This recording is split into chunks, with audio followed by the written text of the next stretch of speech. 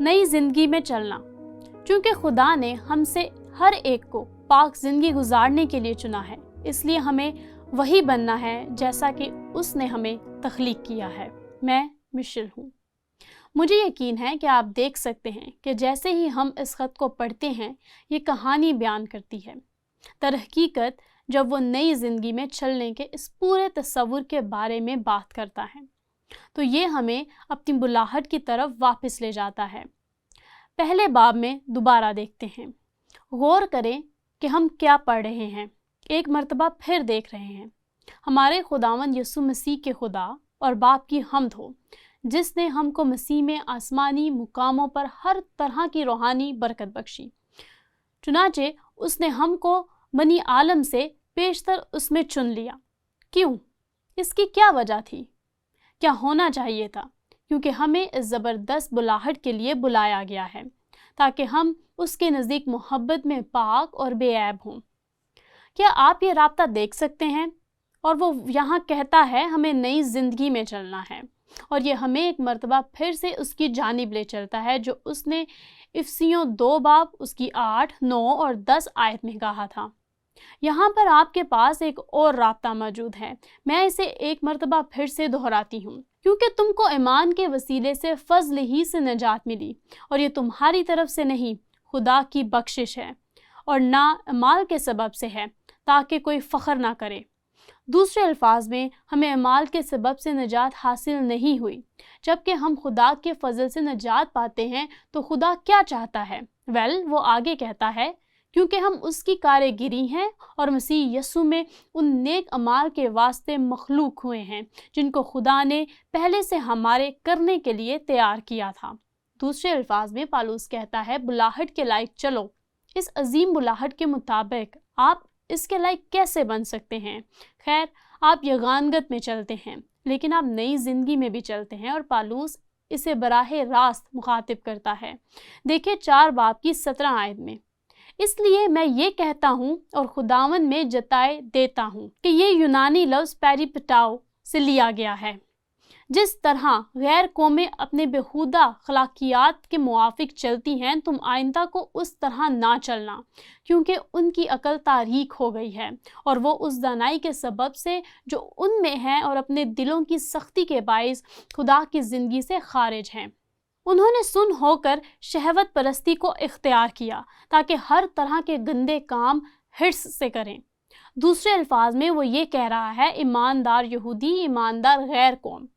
اب ایسے مت چلو جیسا غیر ایماندار چلتے ہیں، جیسا کہ تم غیر ایماندار قوموں کی مانند چلتے تھے، لیکن وہ کہتا ہے تم ایماندار یہودی غیر ایماندار قوموں کی مانند چلتے تھے، خاص طور پر رومیو 1، 2 اور 3 باب میں۔ اور یہاں پالوس اس کا خلاصہ کر رہا ہے، کیونکہ رومیو 1 باب میں اس نے غیر قوموں کی بات کی ہے کہ وہ کیسے رہا کرتے تھے گناہ میں اتنی سنجیدگی سے کہ خدا نے انہیں بد اخلاقی اور ایسے ذہن کے حوالے کر دیا جو صرف جسم کے کاموں پر مرکوز تھا۔ لیکن پھر وہ دوسرے باب پر جاتا ہے اور اس نے کہا تم یہودی جو غیر قوموں میں رہتے ہو، تم بھی ایسا ہی کر رہے ہو۔ اور پھر وہ کہتا ہے اس لیے کہ سب نے گناہ کیا اور خدا کے جلال سے محروم ہیں۔ تو یہاں وہ یہودیوں اور غیر قوموں دونوں سے مخاطب ہے۔ اس نے افسیوں 2 باب میں یہ واضح کیا، ان میں ہم بھی یہودی ہوتے ہیں۔ وہ ایک ایماندار یہودی ہے، پالوس، ان میں ہم بھی سب کے سب پہلے اپنے جسم کی خواہشوں میں زندگی گزارتے اور جسم اور عقل کے ارادے پورے کرتے، اور دوسروں کی مانند طبعی طور پر غضب کے فرزند تھے۔ دوسرے الفاظ میں وہ کہہ رہا ہے غیر قوموں کی طرح مت چلو، چاہے آپ ایک یہودی ہیں یا غیر قوم۔ اب آپ ایک ایماندار ہیں اور آپ یسوع مسیح میں ایک ہیں، اور اس نے کہا میں چاہتا ہوں کہ تم ایک نئی زندگی میں چلو۔ وہ 20 آیات میں کہتا ہے مگر تم نے مسیح کی ایسی تعلیم نہیں پائی بلکہ تم نے اس سچائی کے مطابق، اور یہاں وہ ان لوگوں سے مخاطب ہے جو کہ اس خط کو پڑھنے والے ہیں کہ اس نے کبھی یسوع کے بارے میں یہ نہیں سکھایا۔ وہ یہ فرض کر رہا ہے کہ میرے اور آپ جینے بہت سے لوگ یہ خط پڑھیں گے، بلکہ تم اس سچائی کے مطابق جو یسوع میں ہے اسی کی سنو اور اس میں یہ تعلیم پائی ہوگی۔ غیر قوموں کا طریقہ، چاہے آپ ایک یہودی ہیں یا غیر قوم، کہ تم اپنے اگلے چال چلن کی اس پرانی انسانیت کو اتار ڈالو جو فریب کی شہوتوں کے سبب سے خراب ہوتی جاتی ہے۔ رومیو 12 باب اس کی پہلی اور دوسری آیت کی طرح محسوس ہو رہا ہے۔ ایسا ہی ہے، اپنے ذہن کا نیا ہونا اور اپنی عقل کی روحانی حالت میں نئے بنتے جاؤ۔ سننے میں رومیو 12 باب کی طرح لگ رہا ہے، اور اس جہاں کے ہم شکل نہ بنو بلکہ عقل نئی ہو جانے سے اپنی صورت بدلتے جاؤ۔ یہ مرکزی طور پر ایک ہی چیز ہے۔ وہ اسے تخلیقی طور سے ایک مختلف نظریہ سے بیان کر رہا ہے، اور نئی انسانیت کو پہنو جو خدا کے مطابق سچائی کی راست بازی اور پاکیزگی میں پیدا کی گئی ہے۔ نئی زندگی کے متعلق یہ کتنی وقت بخش بات ہے، اور یہ ہمیں ایک بہت ہی عملی سوال پر لے آتی ہے۔ نئی زندگی کا یہ عمل پالوس کے اس خط میں دعا سے کیسے تعلق رکھتا ہے؟ آپ اس کا دعا کے ساتھ تعلق دیکھیں گے۔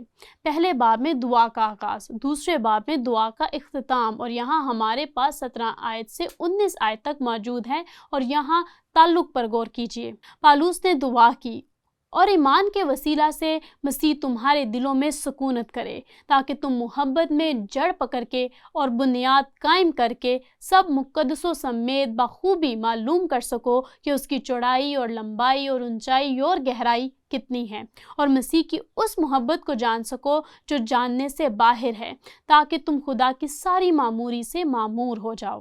اور خدا کی معموری کیا ہے؟ اس کی پاکیزگی، اس کی راست بازی۔ اور وہ کہتا ہے، ایک مرتبہ ہم ایماندار بن جائیں تو غیر قوموں کی طرح مت جئیں جیسا کہ آپ جیا کرتے تھے، یہودی اور غیر قوم دونوں، بلکہ نئی زندگی جئیں، اور محبت اور بے شک ان سب سے افضل ہے پاکیزگی اور راست بازی۔ تو زندگی جینے کا اصول یہ ہے، جو کہ میرے خیال سے اس کا خلاصہ کرتا ہے، وہ یہ ہے: چونکہ خدا نے ہم میں سے ہر ایک کو مقدس زندگی گزارنے کے لیے چنا ہے، اس لیے ہمیں وہی بننا ہے جیسا کہ اس نے ہمیں تخلیق کیا ہے۔